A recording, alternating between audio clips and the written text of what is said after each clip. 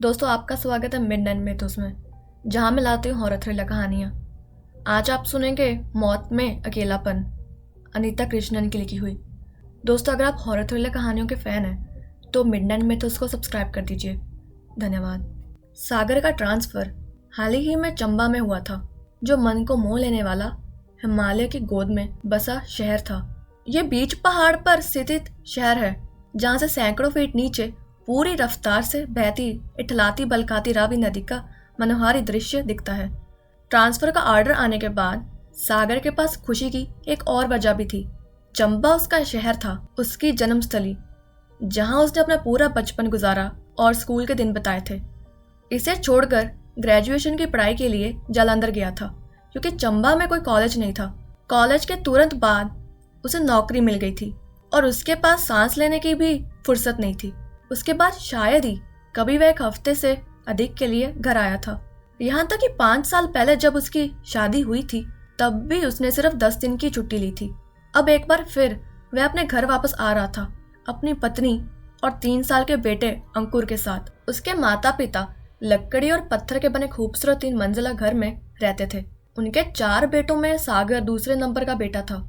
सभी अलग अलग शहरों में बस गए थे, इसलिए उनके माता पिता कई वर्षों से अकेले ही रह रहे थे। वह जानकर खुश थे कि उनका एक बेटा अब उनके साथ रहने आ रहा है। खाली पड़े ग्राउंड फ्लोर को अब उस परिवार के लिए खोलकर साफ सुथरा और तैयार किया गया। चंबा के चिरपरिचित घरों की तरह ही सबसे ऊपर की मंजिल पर एक विशाल ड्राइंग हॉल और कोने में एक बड़ा किचन था। इतनी बड़ी जगह विशेष रूप से सामूहिक भोज के लिए थी, जिससे स्थानीय भाषा में धाम कहा जाता था। इस हॉल के दक्षिण रुख की दीवार किचन तक जाती थी, जिसमें छोटी छोटी खिड़कियों की एक शृंखला थी, जिससे सूर्योदय और सूर्यास्त के मनोहरी दृश्य को आसपास के बाजार, अखंड चंडी जो पहले राजा का महल था, लक्ष्मी नारायण मंदिर की सबसे ऊपरी छतरी और चामुंडा मंदिर के शिखर पर बंधे लाल झंडों को देखा जा सकता था, जो हवा में लहराते थे। चौगान अच्छी देखभाल वाला कई तरह के काम आने वाला घास का मैदान था, जो शहर का सबसे बड़ा समतल क्षेत्र था, जो बच्चों के लिए खेल का मैदान था, बड़ों के लिए मिलने की जगह और सार्वजनिक तथा राजनीतिक बैठकों की जगह वगैरह वगैरह। साल में एक बार वहाँ प्रसिद्ध मिंजर मेला लगता था। चौगान से जुड़ी सागर की कई यादें थी। उसके बचपन का कितना वक्त वहाँ बीता था, वहाँ खेलते हुए या दोस्तों के साथ बातें करते हुए। अब लंबे समय बाद अपनी पुरानी यादों से जुड़े इस शहर में वह फिर से लौट रहा था। उसे अपने प्यारे पहाड़ के घर की गर्मजोशी की कमी हमेशा महसूस होती थी। पूरे स्लेट की बनी ढलाने वाली छत, जैसे कि यहाँ के अधिकांश घर थे, जिससे शहर को उसका अपना ही ऐश्वर्य मिलता था। साल 1965 के अगस्त की एक ठंडी ठंडी शाम सागर अपने परिवार के साथ चंबा पहुंच गया। पोर्ट्रिको में सामान रखने के बाद और माता पिता के साथ अच्छी अच्छी बातें करने, गर्मा गर्म मसाला चाय का प्याला पीने, अपने स्वागत में किचन में बना माँ के हाथ का खाना खाने के बाद परिवार रात में सोने के लिए ग्राउंड फ्लोर पर चला गया।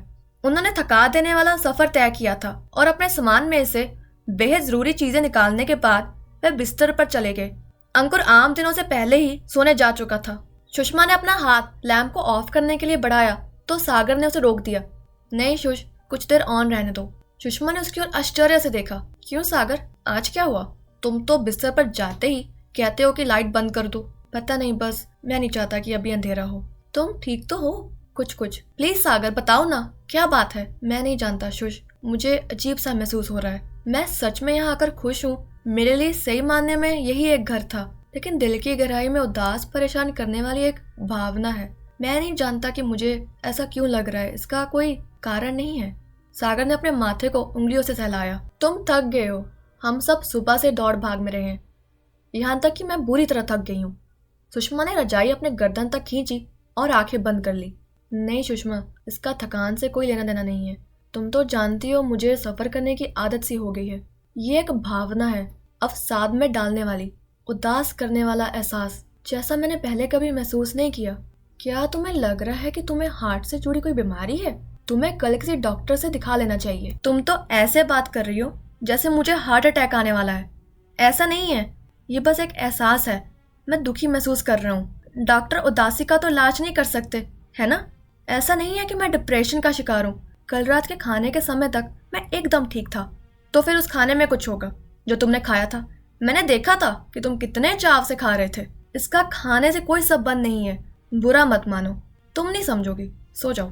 उसकी तरफ अपनी पीठ घुमाकर सागर ने दिखाया कि वह सो रहा है। सुषमा ने लैंप ऑफ कर दिया, लेकिन सागर की आंखों में नींद नहीं थी। वह बुरी तरह बेचैन था। उसे अपनी निराशा का कारण समझ में नहीं आ रहा था। वह हमेशा से खुश रहने वाला इंसान था और घर लौटने की उसकी खुशी का ठिकाना नहीं था। लंबे समय बाद अपने माता पिता के साथ यादगार पल बिताने के ख्याल से ही वह बहुत खुश था। फिर ये उदासी उसके अंदर कैसे समा गई? कैसे उसे पूरी ताकत से अपनी गिरफ्त में ले लिया? आधी रात को वह टॉयलेट जाने के लिए उठा। टॉयलेट बाहर थी, बीच के आंगन के दूसरे किनारे पर। ग्राउंड फ्लोर के कमरों से एक दरवाजा चमकते बरामदे में खुलता था जो आंगन तक जाता था। सागर ने जैसे ही बरामदे से आंगन में कदम रखा, उसने अपने कंधे पर कुछ महसूस किया। कोई उसका ध्यान अपनी ओर खींचना चाहता था। वह ठहरा और उसने पीछे मुड़कर देखा। वह दावे के साथ कह सकता था कि उसने एक पल के लिए किसी परछाई को देखा था जो तुरंत लुप्त हो गई। उसने अपनी आंखों को बंद किया और फिर से खोला। शायद उसे अपनी आंखों की जांच कराने की जरूरत है। फिर वह पीछे गया और लाइट जलाई, जिससे पूरा आंगन रोशनी से जगमग हो गया। वहां कोई भी नहीं था। हो सकता है हवा का झोंका हो। उसने अपनी बेचैनी को शांत करने का प्रयास किया, जबकि वह जानता था कि उस दिन हवा बिल्कुल भी नहीं बह रही थी। बाथरूम के बाद वह झटपट लौट और अपनी गर्म रजाई के अंदर घुस गया। वह कांप रहा था।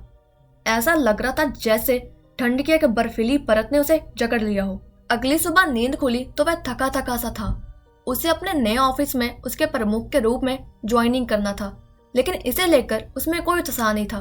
कुछ ही घंटे में उसके साथ क्या गड़बड़ हो गई थी। कल शाम जब वह यहाँ पहुंचा था तब उत्साह से भरा था। वह अपने करियर को एक नए जोश के साथ शुरू करना चाहता था। दिन जैसे जैसे बीतने लगे, सागर सामान्य होता गया। नए ऑफिस, नए स्टाफ से मुलाकात, अपने काम की बारीकियों को समझना, नए नए कामों की शुरुआत, इन सभी ने उसे पूरे दिन व्यस्त रखा। शाम को वह फिर से अपने मूल स्वभाव में लौट आया, शांत और खुश मिजाज। वह अच्छे मूड में घर लौटा, अपने बेटे के साथ खेला, अपनी पत्नी से दिन भर की घटनाओं पर बात की, चाय पीते हुए अपने माता पिता के साथ गपशप की और कमरे को ठीक करने में सुषमा की मदद करने लौट आया। सारा काम होते ही सुषमा ने कहा, बड़े लोगों के खाने से पहले मैं अंकुर को खाना खिलाने के लिए किचन में जा रही हूँ। थोड़ा आराम कर ही ऊपर आ जाना। मुझ में ऊपर नीचे करने की ताकत नहीं बची। पूरा दिन सामान निकालने, व्यवस्थित करने में थक चुकी हूँ। और इन बातों के साथ ही वह उसे अकेला छोड़कर चली गई। सागर जैसे ही लेटा, दिन भर की थकान ने उसे झपेट लिया।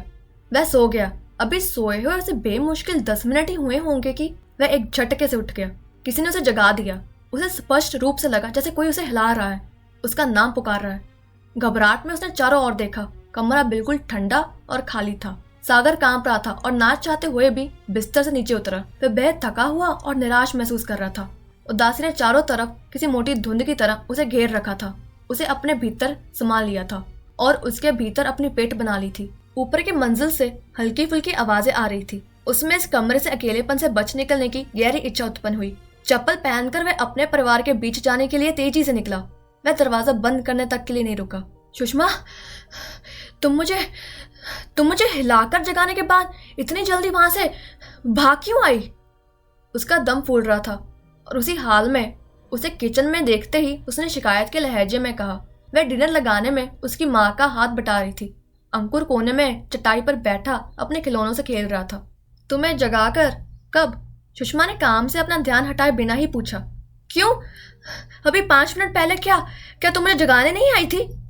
नहीं सागर, आधे घंटे पहले मैं जब ऊपर आई थी तब से किचन से कहीं गई ही नहीं हूँ, है ना माँ जी? सागर की माँ ने हामी भरकर उसकी पुष्टि कर दी।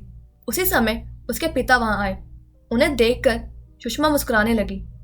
शायद डैडी जी तुम्हें जगाने नीचे गए होंगे। कहाँ गया था? सागर के पिता ने आश्चर्य से पूछा।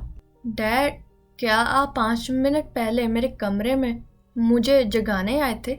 सागर ने पूछा। वह जानता था कि उसके पिता कभी भी किसी को नींद से नहीं जगाते। उनका एक पक्का नियम था कि किसी को भी उतनी नींद लेनी चाहिए जितनी आवश्यकता हो। मैं ऐसा करूँगा, जबकि मैं जानता हूँ कि दिन भर की कड़ी मेहनत के बाद तुम थक गए होगे। कुछ देर तक सोचने के बाद उन्होंने कहा, दोपहर में बाजार से आने के बाद मैं नीचे गया ही नहीं। उसके बाद से मैं अपनी किताब पढ़ रहा हूँ। स्पष्ट रूप से इनकार करते हुए वे एक स्टूल पर बैठ गए। तब तो तुमने कोई सपना देखा होगा, सुषमा ने कारण सुझाया। सागर की अब कुछ भी समझ में नहीं आ रहा था। शायद सुषमा ठीक कह रही थी, फिर भी किसी ने उसे जगाया था। ये एहसास उसमें काफी मजबूत था। इस पर ज्यादा परेशान होने का कोई लाभ है? वाह, आज आपने क्या पकाया है माँ जी? मेरी तो भूख से हालत खराब है। शांत होने के लिए ये एक समझदारी का इशारा था। डिनर शानदार था। माँ ने उसका पसंदीदा खाना बनाया था और किचन देसी मसालों और चावल की भाप से भरा था। ऊपरी मंजिल पर आकर वह निश्चित और खुश था। भट्टी में आग, मनोरंजक बातचीत और सबका साथ उसे अच्छा लग रहा था। डिनर के बाद वह 1 घंटे तक वहीं बैठकर बातचीत करता रहा, और अगर सुषमा ने उसे याद ना दिलाया होता कि देर हो रही है और उसे कल सुबह जल्दी ऑफिस जाना है, तो वह और भी बातें करता रहता। जब वह सुषमा के पीछे पीछे कंधे पर अंकुर को लिए नीचे उतरने लगा तो वही रहस्य में उदासी फिर से लौट आई। उसमें ऊपरी मंजिल पर लौट जाने की इच्छा जागी। कहीं सुषमा उसके डरपोक होने का मजाक तो नहीं उड़ाएगी। किसी अनुशासित पप्पी की तरह वह उसके पीछे चलता रहा। अंकुर को बिस्तर पर लटाने के बाद उसने सारे दरवाजे चेक किए। फिर वह अपनी पत्नी से चिपक गया और उसे अपनी बाहों में कसकर जकड़ लिया। इससे उसे अच्छा महसूस हुआ। उसके शरीर की गर्मी से कहीं अधिक उसकी आश्वस्त करने वाली मौजूदगी असर दिखा रही थी। कुछ ही देर में वह गहरी नींद में चला गया और हल्के खर्राटे भी लेने लगा। अगले कुछ दिन बिना किसी समस्या के बीते। उसके ऑफिस में काम अच्छी तरह चल रहा था। सागर ने शाम का समय ऊपर की मंजिलों पर बताया और सुषमा की बाहों में किसी बच्चे की तरह सोया। शुरुआती अवसाद कम होने लगा। शायद वह पिछली जगह पर अपने काम को समेटने और दूसरे काम के नए सिरे से शुरुआत करने के कारण थक गया था। 15 दिनों बाद चंबा में उनका दूसरा रविवार था और उसके भीतर किसी मंदिर में जाने की गहरी इच्छा पैदा हुई। शाह मदार की पहाड़ियों की चोटी पर स्थित चामुंडा देवी का मंदिर उसका पसंदीदा मंदिर था। ये ऐसी जगह थी जहां वह अक्सर अपने दोस्तों के साथ जाया करता था। एक शांत पुराने वन से होकर ऊपर की चढ़ाई का रास्ता उसे अच्छा लगता था। सुषमा इस प्रस्ताव पर खुश हुई और झटपट पिकनिक का लंच पैक कर दिया। अंकुर खुशी से इधर उधर भाग रहा था। उसे कहीं घूमने जाने का ना जाने कब से इंतजार था। पैदल रास्ता काफी लंबा था। अंकुर को कंधे पर बिठाकर लंबी चढ़ाई चढ़ने के बाद सागर पसीने पसीनी और थका हुआ था। मंदिर में पूजा करने के बाद उन्हें एक छायादार जगह मिली जहां वे पिकनिक लंच का लुत्फ उठा सकते थे। आज मंदिर में आने वाले मात्र वही लोग थे। पुजारी ने मंदिर के दरवाजे बंद कर दिए थे और शायद लंच करने के लिए उसके पीछे स्थित अपने कमरे में चले गए थे। उसी समय सागर परेशान होने लगा। उसने आसपास नजर दौड़ाई। आसपास कुछ था जो उसे बेचैन कर रहा था। उसे इसका जबरदस्त एहसास हो रहा था। तभी उसकी नजर स्टील के डब्बे पर पड़ी जिसमें परांठे थे और जो धीरे धीरे खिसक रहे थे। उसकी गति बहुत धीमी थी, महज 1 इंच, लेकिन स्पष्ट थी। वह हक्का बक्का रह गया। यहाँ तक कि तेज हवा भी उस बॉक्स को इस तरह नहीं हिला सकती थी और उस समय हवा भी नहीं चल रही थी। तो फिर वह बॉक्स आगे कैसे बढ़ रहा था? ऐसा किसने किया? उसने सुषमा को देखा। क्या हुआ? इससे बेफिक्र होकर वह अंकुर को खाना खिला रही थी। क्या यहाँ कोई और भी था? कोई ऐसा जिससे वह देख नहीं पा रहा था, जो उनके साथ बैठना चाहता था और खाना खाना चाहता था? सागर भौचक्का था।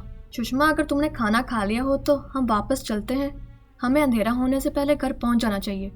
सुषमा ने नजर उठाकर सूरज को देखा जो छिपने से अभी काफी दूर था। अभी वह 1 घंटा और बड़े आराम से वहां बिता सकते थे। फिर भी उसने हामी भर दी। उसने जैसे ही खाना खत्म किया, सामान पैक कर लिया। पिछले कुछ समय से सागर का व्यवहार उसे परेशान कर रहा था। इस शहर में आने के बाद से ही उसका व्यवहार अजीब सा हो गया था। कुछ तो गड़बड़ थी। दोस्तों, आप सुन रहे थे मौत में अकेलापन, नीता कृष्णन की लिखी हुई। ये कहानी का आपको अगला भाग जल्द सुनने को मिलेगा। कहानी अच्छी लगी तो लाइक कर दीजिए। धन्यवाद।